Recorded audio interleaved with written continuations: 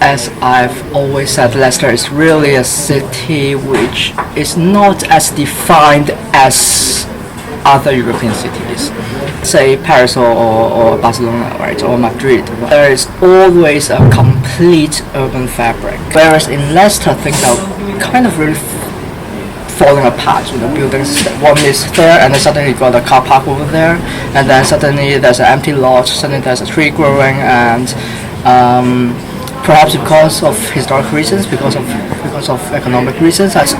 In general, we always say devolution is a better thing because people got more autonomy. It's a form of decentralization.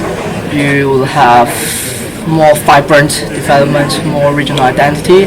One thing I have to say, the site was chosen by me and it was completely a personal choice. I like the site and that's why. Periphery architecture, right? That means people around the world have been started investigating projects located not in the city center but at the periphery. Not just geographically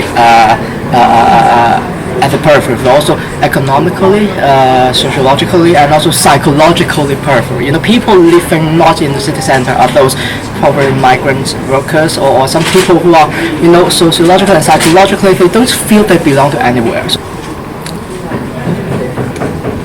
to be blunt, I never think British parks are successful public space. The school itself involved the community in terms of actual building, in terms of construction, in terms of its location in a very sophisticated ecology system, which was never there like 20 or 30 years ago. And I think it is not about the architectural form of it, but about the choice of site, about the program being proposed, about the material that is always decaying, that kind of thing.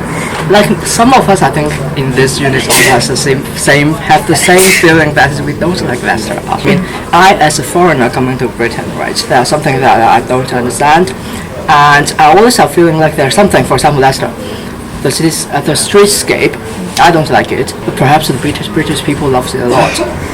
And I always have feeling I'm not in the position to judge whether I like it or not. I mentioned some very good terminologies like vehicle-free streets, right? So it's mean for pedestrian zones. You have mentioned parks,